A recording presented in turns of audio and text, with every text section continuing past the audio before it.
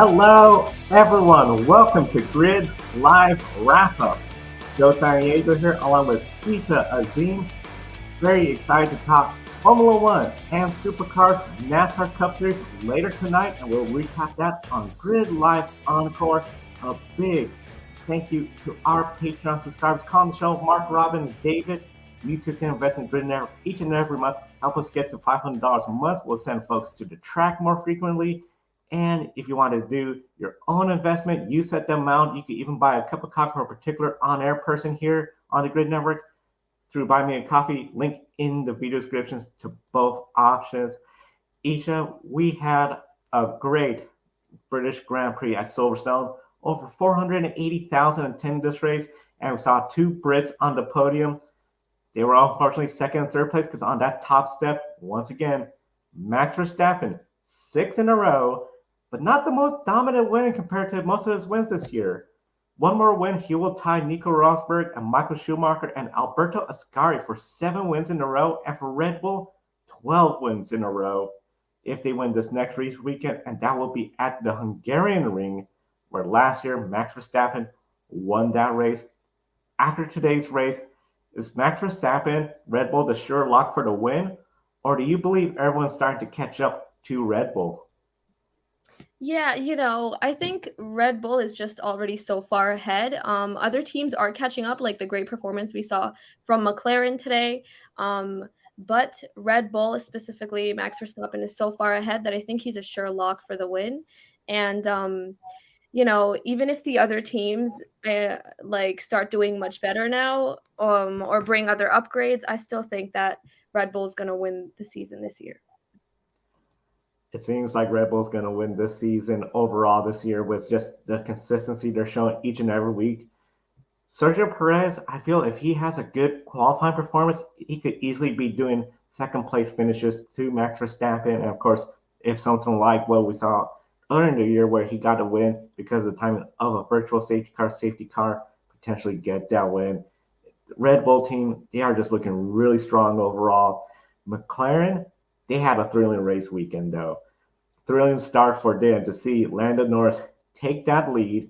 Oscar Piastri almost got second place, but unfortunately, just the space wasn't there for him to get around Max Verstappen, and he didn't dare want to go side by side with Max Verstappen in that one corner where we see Max Verstappen has gone off and had trouble. The first 11 laps, Max Verstappen was not exactly pulling away, but then finally after the 11th lap, he started getting consistently above 1 second, and then 2 seconds, and was game over for McLaren. They could have easily had a 2-3 finish on the podium, but that virtual safety car and then the safety car ruined Oscar Piastri's strategy. And McLaren, great points day for them considering their big rival for 5th place in the construction, Alpine, double DNF. Esteban Ocon out early with mechanical issues, then Pierre Gasly out with contact from Lance Stroll. So do you believe McLaren is now at a position where they have a car that can run up front in the top 5 each week? Yeah, I think McLaren has an amazing car right now. The upgrades that they brought last week, they did amazing at the Austrian Grand Prix. And even now, Lando Norris finished second. Oscar Piastri, he's just a rookie, but, he's a great driver and they've made a great car and he finished fourth today. So I think they definitely, from now on, will run in the top 5 for each race. Top 5 for each race will be just something really big considering where they were in the beginning of the season, where we saw the team way off the pace at the beginning of the season. People were already starting to question what's getting Oscar Piastri the right move. That really paid dividends today. It really appears that team is going places overall. And one of the big things, we saw some great racing in the Mad Pack for the top 10 positions. Sergio Perez, he had to start 15th. He got a top 10 finish. He finished ahead of both Ferraris. Alex Albon, oh my goodness, in that Williams, again, finishing the points, and he was ahead of both Ferraris, getting around Carlos Sainz when Carlos Sainz lost a position.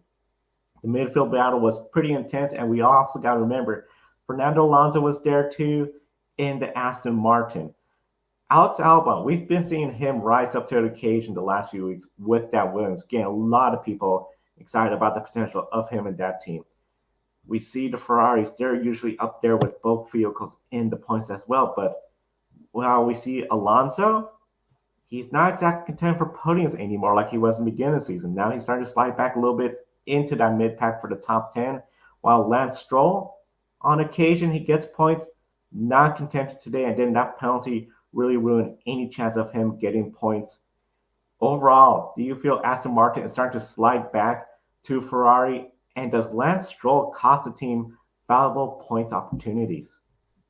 Yeah, I definitely think that Aston Martin now is sliding back to Ferrari, after the race today that we saw with Lance Stroll getting the 5-second penalty. He is starting to cost the team points. And even with Fernando Alonso, they're not getting the points that they need. So Aston Martin definitely is sliding back to Ferrari. And I think that Ferrari, by the end of the season might even gain an advantage over Aston Martin.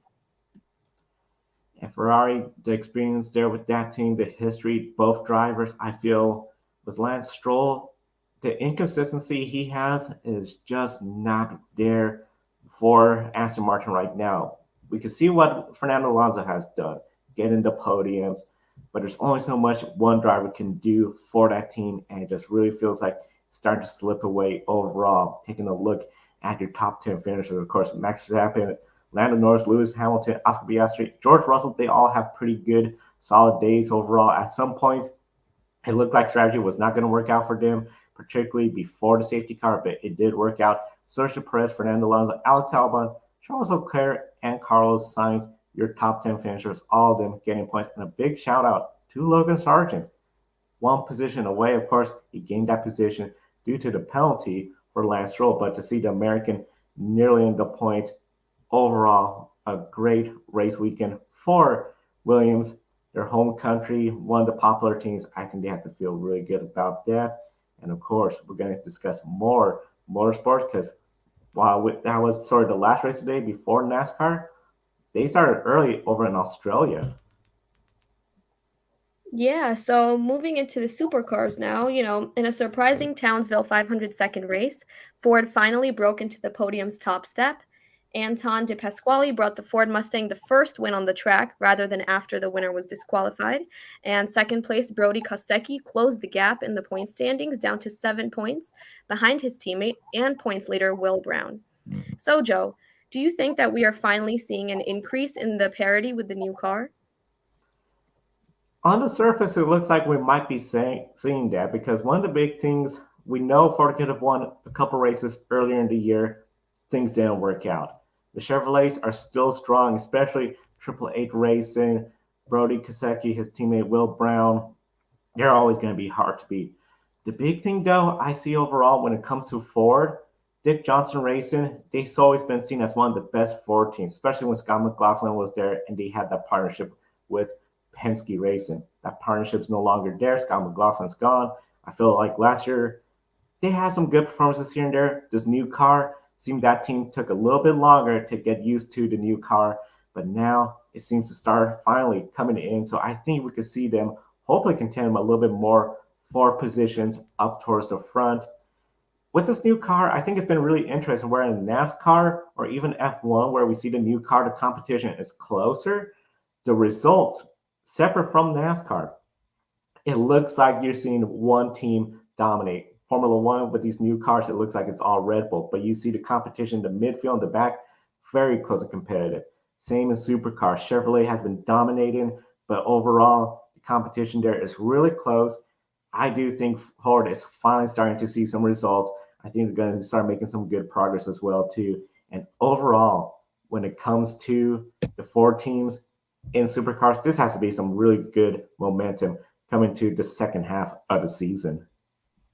Yeah, definitely, definitely. So one move that many people found interesting was the team orders by Triple Eight Racing. On lap 82, Shane Van Gisbergen got around teammates Broc Fenney for the position. However, the team did give orders that if SVG could not get third place, he would have to surrender fourth place back to his teammate. And coming to the finish line, SVG obeyed team orders and gave fourth place back. And it is a 9 point difference between the fourth and fifth place. So, Joe, how surprised are you to see the team orders at this stage of the season? Very surprised. I know we're just a little over the halfway point of the season now for the Supercar Series. The points, they're still very close. Nobody mathematically has been eliminated from the championship just yet. So overall, I was just really surprised to see Shane Van Gisbergen getting the team orders. You're going to have to give that position up. When it comes to team orders, this is something where we know it's a very unpopular topic when it comes to motorsports. The question of could we ban team orders? Well, you're going to have situations like in Formula One where Fernando Alonso and Felipe Massa getting the message, Fernando's faster than you. He got the message, let Alonso by.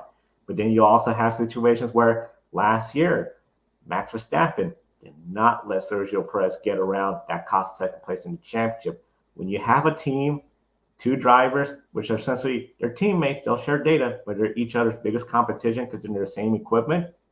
It makes life really hard if you have a driver that knows I could get away with disobeying the team orders and just running my own race.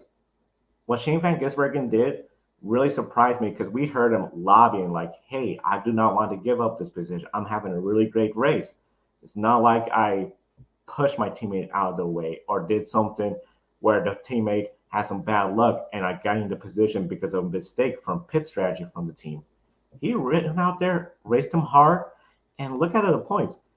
Broc Fenney, that additional 9 points, of course, every single point matters, but we're not talking about 3 races remaining, 2 races remaining. We're still talking about over 12 races to go. He could still easily get the points lead just by going out there and finishing ahead of Will Brown, Brody Kosecki. Shane Van Gisbergen still in a good position. In fact, you could even make the argument with those 9 extra points, he's less than 70 points away.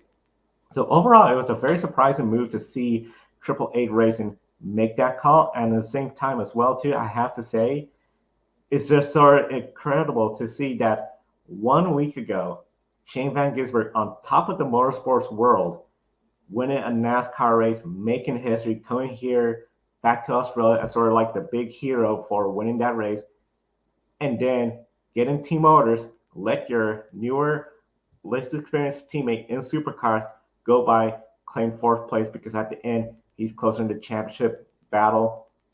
It is just a big surprise, but that's just the way motorsports goes. The endless debate of team orders, that's always going to be around, I think, as long as we have car racing and teammates. Because at the end of the day, it's just one of those deals where it was the biggest surprise to see that.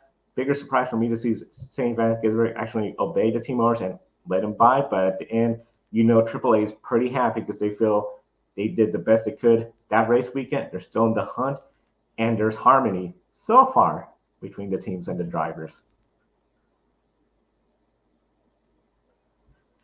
So a very exciting opportunity there. And then we got a comment in the chat room as well from Ben. It's been 30 years since an American scored points in Formula One. McLaren ready with McLaren in 93, and Logan's getting closer each and every week. Isha, I have to ask you, I know when it talks about Formula One, American fans, it's something where we are seeing the big growth here in the United States. Now we got an American so close to get scoring points. We've seen in the past when Sergio Perez had gotten points in Mexico, it was huge news over there. And then, of course, when he got that win, big news.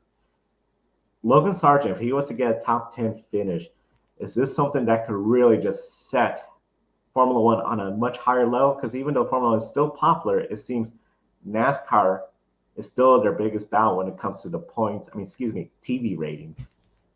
Yeah, specifically with Logan Sargent, if he does get into like the top 8, the top 10 and start scoring points, I think it would be a big thing for the American fans. And I think it would also help with bringing in more fans and, maybe even allowing for more American teams to come into F1. And I still think that he has a long way to go. He's getting closer with each race, but just with the competition right now, I think there's still some time until he actually gets into the top 10 and starts scoring points. But it would definitely mean a lot to the American audience, and Formula One could grow a lot more here. Yeah, Formula One could grow a lot more with American racing competitively. One of the things that reminds me of was in MotoGP, the Kentucky Kid, when he was contending for the championship. MotoGP was still very popular here. A little bit of a drop off lately, but I feel that could really change if we have American, and especially in F1, you have the crowd interest in F1. You have the sponsorship interest in F1. 3 American rounds. We're the only country that can say we have 3 American rounds, races for Formula One in our country. You have Logan Sargent contending for points. That's going to really set it up. And of course, as you mentioned, additional teams. We know the saga going on between Andretti, Formula One. Of course, any update on that story? Grid Tonight, Wednesday, hosted by Kobe Lambeth, will be reporting on the latest news throughout the motorsports world. And we encourage everyone, be sure to subscribe to us right here on the Grid Network. Hit the bell icon so that way you get notified when we go on the air, because we're going to be on the air tomorrow. Grid Encore. We're going to wrap up the Cup Series race, the full NASCAR race weekend with the trucks, Xfinities. Plus, we're going to also have the ARCA Menard Series over at Mid-Ohio. Big controversy there, a lot of drama to talk about, so a very exciting show coming up tomorrow. Wednesday, Grid Tonight, as I mentioned, if we have any news on the newest development between Andretti and F1, we're going to be reporting on that. And then we'll do it all over again next weekend with Saturday Grid Live pre-race, previewing IndyCar, as well as the other races going on that race weekend. And a big thank you to our Patreon subscribers as well. Tom, Michelle, Mark, and Robin for helping us stay on the air. They help us pay the bills each and every month. Once again, help us get to $500 a month. We could be at the track providing you on-track coverage similar to what we do at Portland International Raceway. And you can find all the coverage on our YouTube channel. For Isha, I'm Joe. Thank you for watching today's program. We'll see you next time, and enjoy the races.